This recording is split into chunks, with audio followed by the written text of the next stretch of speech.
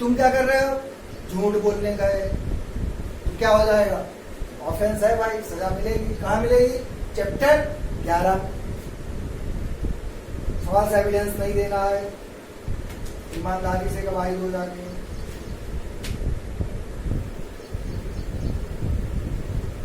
Chapter 12, ये सब duty है ना आपकी, क्या क्या ड्यूटी है, अथॉरिटी को मानना है सर्वेंट्स की। अगर कहीं भी मदद के लिए अगर आपने कुछ देखा है तो जाके गवाही दीजिए, लेकिन सही दीजिए, झूठी गवाही ना दीजिए। Chapter 12, offences relating two point and government staff, point and government staff. ये भी आपकी ड्यूटी है ना कि अपनी जो करेंसी है वो घर पे ना बनाओ, जो स्टेट करेंसी चला रहा है उसी से काम चला लो। घर पे करेंसी बनाए बैठे हैं, स्टाम्प पेपर बनाए बैठे हैं, क्या है, आप अपनी ड्यूटी को पूरा नहीं कर रहे हो, और ड्यूटी पूरा नहीं करोगे तो सजा तो मिलेगी मिलेगी। तो ना तो आपको फॉल्स एविडेंस देना है, ना पॉइंट और गवर्नमेंट स्टाम्प ये सब करना है, नहीं तो क्या हो जाएगा, फंसोगे। और लीजिए 13, offences relating to weight and measures, 13,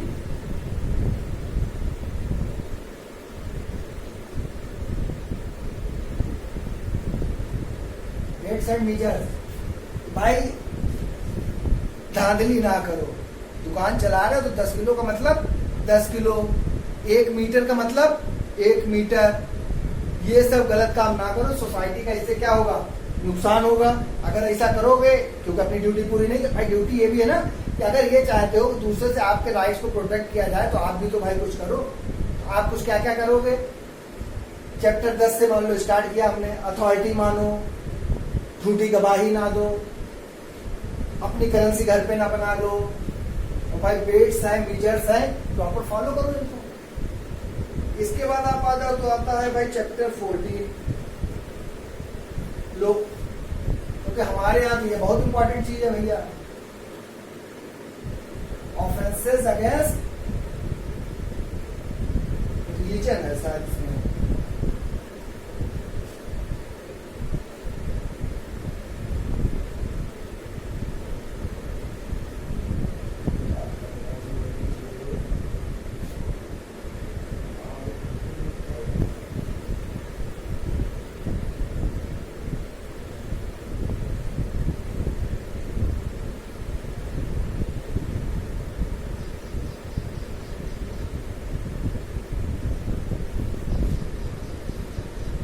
धर्म की भाई जो है, किसी के दूसरे के धर्म के बारे में कुछ मत कहो, क्योंकि हम एक सॉवरन कंट्री में है और उसको कहना चाहिए सेकुलर स्टेट है इंडिया।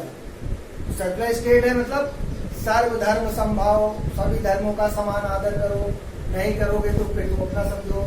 चैप्टर 14 बीच में आ जाएगा, चैप्टर 15 पे आ जाए।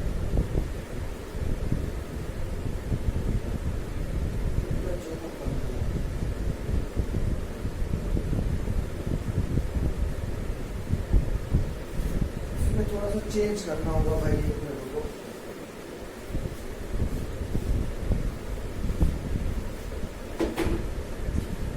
चैप्टर 14 जो है वो तो कहता है offences affecting the public health. हाँ यही है ना 14 में, जैसे इन्होंने क्या क्या कह दिया,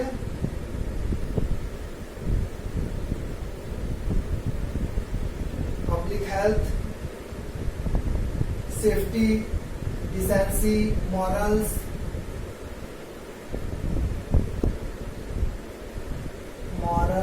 ये सब इन्होंने बात की है कि ऐसा कुछ भी काम ना कीजिए जिससे पब्लिक हेल्थ को कोई नुकसान हो, डिसेंसी हो, मॉरल्स हो। चैप्टर 15 ये है against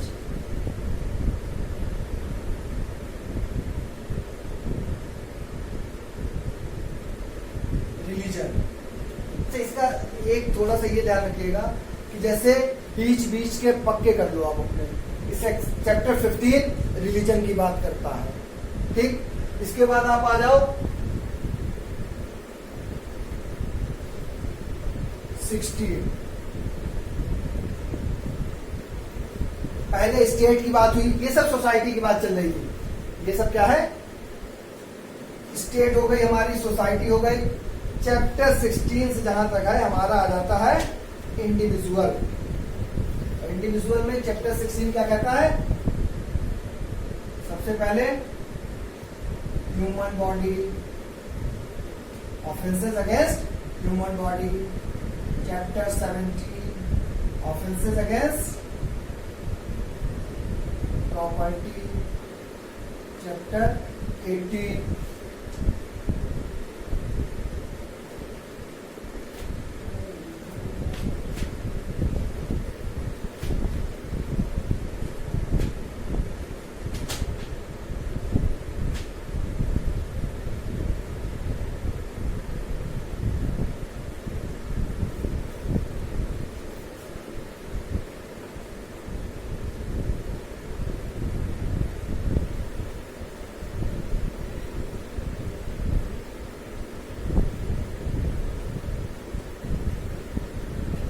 documents and property marks, कि जो भी डॉक्यूमेंट्स हैं उसमें कोई हेर फेर आप ना करो। अगर करते हो, जैसे झूठे कोई डॉक्यूमेंट्स बना रहे हो, मार्क्स बना रहे हो इसमें, तो 16 में ह्यूमन बॉडी हो गया, 17 में प्रॉपर्टी हो गया।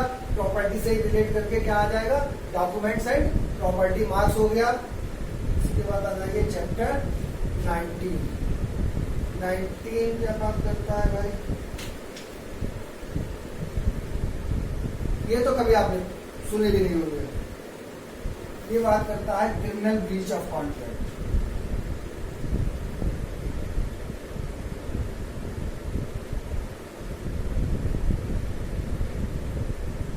क्योंकि ये सिलेबस में नहीं होता है इसलिए नहीं देखते हैं, लेकिन हम एक बार सब दिखाई दे रहे हैं आपको, पढ़ना तो हमें बहुत कम है। ठीक है, क्रिमिनल ब्रीच ऑफ कॉन्ट्रैक्ट। इसके बाद 20 इंपॉर्टेंट है।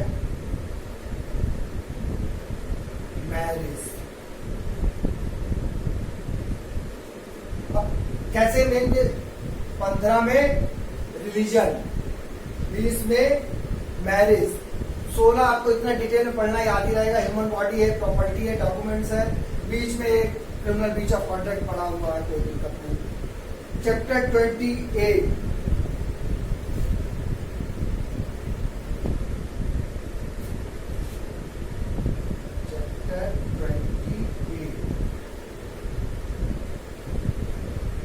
क्रुएल्टी की बात करता है। चैप्टर 21 ये भी सरल है, कोई खास चीज नहीं है इसमें।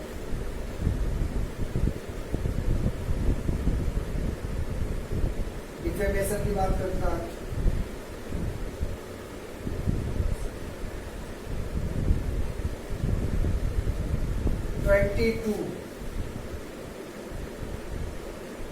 ये क्रिमिनल इंटिमिडेशन वगैरह की बात करता है, कोई खास चीज नहीं है।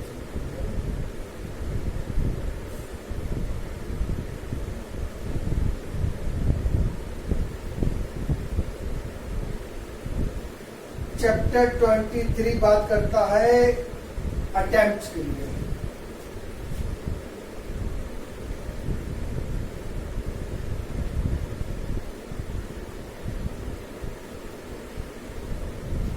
पूरा आईपीसी यही है,